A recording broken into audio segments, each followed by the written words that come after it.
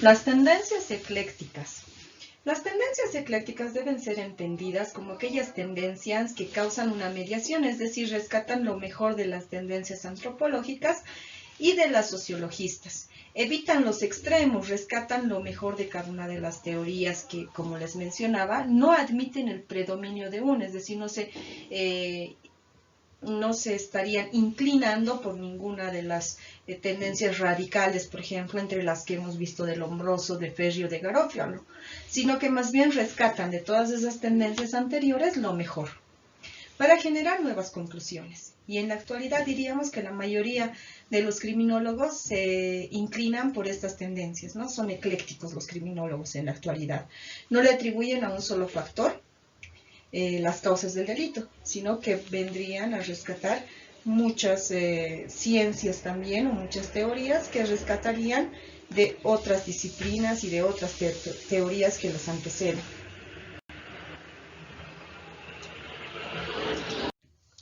Los representantes de estas tendencias eclécticas son principalmente tres intelectuales. Encontramos a Metzger, Exner y Gemelli, ¿no? Entonces ellos serían los representantes eclécticos, esos representantes que no le atribuyen solamente a lo antropológico o a lo sociológico o a lo psicológico las causas del delito, sino que rescatan de todas las anteriores teorías lo mejor para adecuarlas y ser mucho más objetivos. Y podríamos mencionar que la mayoría de los criminólogos en la actualidad vendrían a ser parte de esta tendencia ecléctica, donde no le atribuyen a un solo elemento la causa del delito, sino que hay muchos factores que pueden influir para que un sujeto o los sujetos puedan delinquir. Vamos a empezar explicando a Metzger. Metzger define al delito como una vivencia individual. Metzger afirma: el delito es una vivencia individual que surge de una situación concreta. Por lo tanto, los efectos que genera este delito también son concretos. Así es como lo define. ¿Pero por qué lo define de tal forma? Nos dice: por eso no se puede hacer generalizaciones como las que hizo Lombroso, donde decía existe el criminal nato y estos serían sus rasgos físicos. No. Aquí Metzger nos dice: cada delito es algo individual y por lo tanto sus efectos serían concretos, individuales también. Entonces no se puede generalizar. Ahora, para llegar a esta conclusión de que cada delito es un hecho individual y que además sus efectos son concretos, él establece una teoría. Nos dice cuál es el proceso que lleva a delinquir. Entonces nos habla de tres tipos de dinámica: la dinámica de la disposición, la dinámica del medio y la dinámica de la cooperación entre la disposición y el medio. En la dinámica de la disposición, él nos habla de lo que nosotros ya tenemos, eso que está dispuesto en nosotros, y vendría a ser parte de la disposición heredada por los padres, que está ya fijada en el momento de nuestra concepción. Podría ser nuestro tipo de sangre, el color de nuestro cabello, de nuestros ojos, nuestros rasgos físicos. Eso es una disposición heredada, lo hemos heredado en algún momento. Luego viene la disposición innata o congénita. Es lo que nosotros tenemos al nacer. Y esto implica, nos dice, inclusive variaciones causadas por el medio ambiente, inclusive intrauterino, sobre todo a través de procesos tóxicos e infecciosos, dice, como golpes o emociones violentas que la mujer gestante ya le va transmitiendo a su hijo o hija.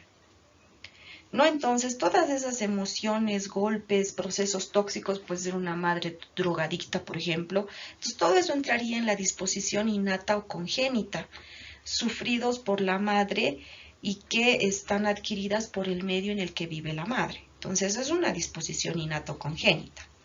Luego viene la disposición actual, que Metzger la denomina personalidad. Y la personalidad para Metzger nos dice es aquella disposición que sobre la base de la disposición heredada encierra en sí todos los influjos y efectos que hasta aquel momento han alterado y modificado, ya sea en buen sentido o en mal sentido. La disposición heredada e innata representa la totalidad de los factores vitales endógenos. Es todo lo interno, lo endógeno. Entonces a eso se refiere esta disposición, lo que nosotros heredamos, lo que es innato en nosotros o congénito, vendría a ser también ya parte de nuestra personalidad. Y eso entraría en la última disposición, la disposición actual. Vamos a la dinámica del medio. La práctica exagerada a veces por la teoría demuestra que las influencias ambientales tienen un papel importante en la causación del delito. Dentro de esta dinámica del medio nos dice por eso Mesguer que la comprobación de esta disposición hace de que las estadísticas nos muestren, por ejemplo, que la familia deshecha conduce a la criminalidad con mayor frecuencia que la familia estable y bien organizada. Lo mismo ocurre con otros factores sociales, por ejemplo. ¿No? Esta es una conclusión interesante que hace Mesguer, donde nos dice que el medio... Bien, como mencionábamos, la dinámica de la cooperación de disposición y medio, esta se refiere a que la disposición y medio son solo potencias que no se actualizan sino después de múltiples influencias recíprocas. Por eso habla de una cooperación. Dice, podemos clasificar a los delincuentes en disposicionales o por tendencia y en ocasionales, según predomine la personalidad o el ambiente actual en la determinación del delito. El punto de partida es siempre la personalidad, nos dice, pues ella establece la actitud con que el medio es encarado. Entonces aquí existe una dinámica. Cuando hace una clasificación de los delincuentes en disposicionales, es decir, nosotros podemos tener la disposición. Digamos, si ha sufrido maltrato desde el vientre materno, si ha heredado, por ejemplo, de alguna forma alguna enfermedad, ser colérico, ser demasiado violento, por ejemplo. Entonces, esa es la disposición, pero solamente influye. En cambio, si el medio en el que se desarrolla es también delincuencial, puede haber mayor predisposición para cometer el hecho delictivo. Entonces, mucho depende de esa cooperación entre disposición y medio. ¿Por qué? Porque la personalidad que nosotros tenemos tiene que ir también cooperando con el medio en el que nos desenvolvemos, ¿no? Si es una persona tranquila, pero necesita dinero y no encuentra otra forma más que delinquir, entonces ahí ya estaríamos hablando de un delincuente circunstancial, por ejemplo. O si una persona decide matar a otra, pero en defensa propia. Entonces, en ese momento no estaba actuando, digamos, correctamente, ha vulnerado el derecho a la vida de otra persona, pero lo ha hecho por el momento en el que estaba viviendo, por las circunstancias. Entonces, a eso se refiere esa dinámica de la cooperación y la disposición del medio. Entonces, por eso precisamente nos decía que al delito debería estudiárselo de forma individual. ¿Por qué? Porque los efectos son concretos y además individuales. No es lo mismo un asesinato por honra que un asesinato de un psicópata que carece del sentimiento de empatía, por ejemplo. ¿No? Entonces, a ese punto podríamos llegar. Exner. Para Exner, ¿cuál es el objeto de la criminología? Nos dice Exner, la criminología debe describir el fenómeno delictivo e inducir a conceptos generales acerca de las causas del mismo. No solo debe buscar una acumulación de datos. Por eso, y pasamos al otro punto, dice, ¿qué debe hacer un criminólogo? Un buen criminólogo no solo debe limitarse a explicar una teoría, sino también que debe comprenderla. Y para eso se requiere de la aprehensión del sentido interior del objeto de estudio. Entonces, ¿eso qué significa? Comprender. realmente lo que se está tratando de estudiar. Exner va a describir por eso precisamente al fenómeno del delito, pero basándose en la psicología comprensiva. Por eso decía él, un criminólogo debe comprender, no solamente explicar, sino comprender. Entonces él basaba sus estudios en una psicología comprensiva para tomar en cuenta todos los elementos que han conllevado a una persona a cometer un hecho delictivo.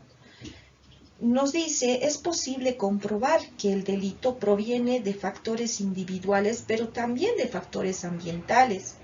Todas las consideraciones, descripciones y comprensiones biológico-psicológicas se vienen moviendo entre dos polos, la disposición y mundo circundante. Nos dice Exner que las circunstancias exteriores son las que provocan la manifestación o desviación de las potencialidades hereditarias o las dejan en estado de mera latencia. De ahí la necesidad de distinguir, dice, entre los delincuentes que lo hacen por voluntad o de aquellos que simplemente han decidido llevar una vida normal, correcta y honrada. Nuestro mundo circundante es solamente el mundo exterior, nos dice, en el que nosotros nos relacionamos de manera directa o indirecta. El mundo circundante natural es el mundo en el que nosotros hemos podido inclusive nacer, crecer. Y otro sería el mundo circundante social, que este vendría a ser indirecto en nosotros. De ellos, nos dice, provienen las influencias corporales.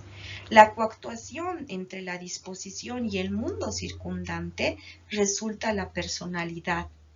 Y toda conducta depende de esa personalidad.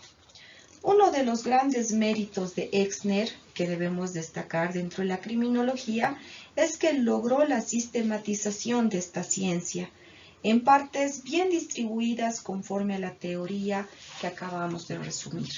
¿No? Entonces debemos destacar el aporte que hizo Exner a la criminología en cuanto a la sistematización. Pasamos al último representante de estas tendencias eclécticas. Gemelli, o Gemelli, como ustedes quieran pronunciarlo. Fue un fray, es decir, fue religioso.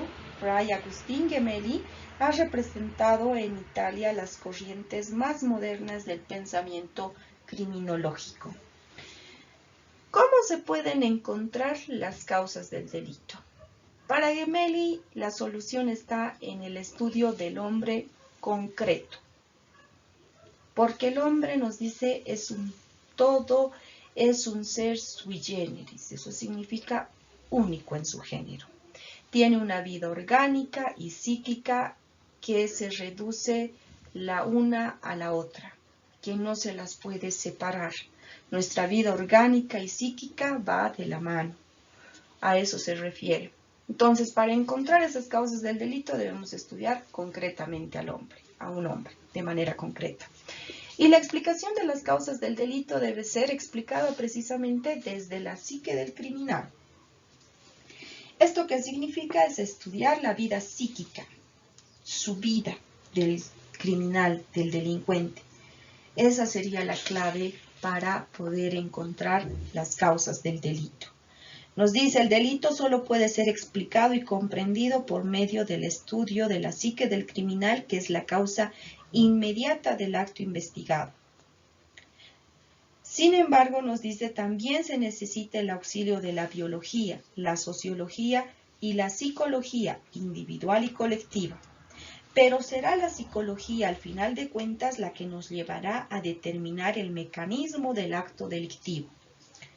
Esta concepción dinámica permite anular la contraposición que existía entre las viejas concepciones biológica y psicológica del delito. Entonces, aquí Gemelli nos habla de que ciertamente se debe estudiar la parte biológica del delincuente, la parte sociológica, cómo ha influido el medio social, pero también se debe estudiar la psicología, a quien le atribuye mayor importancia. Por ese hecho es que precisamente Gemelli corresponde a esta tendencia ecléctica, porque no le atribuye a un solo, a una sola ciencia o a un solo estudio el origen del delito, sino que nos menciona que las causas pueden ser variadas. Por eso es que lo consideramos dentro de los representantes eclécticos. Sin embargo, en el texto, según Huáscar Cajías, encontramos dos errores en el pensamiento de Gemelli. La primera nos dice, es lo que él refiere al momento de clasificar a los delincuentes. Y la segunda, en la imprevisibilidad del delito. No se pretende alcanzar una clasificación tan exacta como las de la zoología, y es lo que pretendía Gemelli en algún momento, ¿no es cierto?, hacer una clasificación así biológica, casi como de los tipos de animales, por ejemplo, decir, estos son mamíferos, carnívoros, son ovíparos, qué sé yo. Ese tipo de clasificaciones no se puede hacer, porque obviamente los delincuentes, como él mismo decía en un inicio, es un hombre concreto. Las causas que han llevado a delinquir a un hombre pueden ser muy distintas a las que otro delincuente ha cometido, ¿no es cierto? Entonces las causas totalmente distintas. Entonces podemos concluir haciendo notar que la mayoría de las teorías actuales se mueven alrededor del eclecticismo en cuanto a la función de la criminología. Por eso les mencionaba a ustedes que los eclécticos son aquellos que no se abocan a un solo estudio, sino que pueden tomar en cuenta la biología, la antropología, la sociología y la psicología, ¿no? Y cuando hablamos también de la herencia, ¿no?, muchos de ellos han tomado en cuenta esa predisposición hereditaria para delinquir. Entonces, hoy en día, cuando se lee varias teorías acerca de las causas del delito, podemos encontrar realmente posiciones eclécticas, ¿no? Entonces, en eso podríamos concluir el presente tema de las tendencias eclécticas. Espero que les haya quedado claro. Si tienen alguna duda, háganlas llegar a la plataforma virtual o al grupo también de WhatsApp que hemos creado. Muchísimas gracias por su atención. Hasta la próxima clase.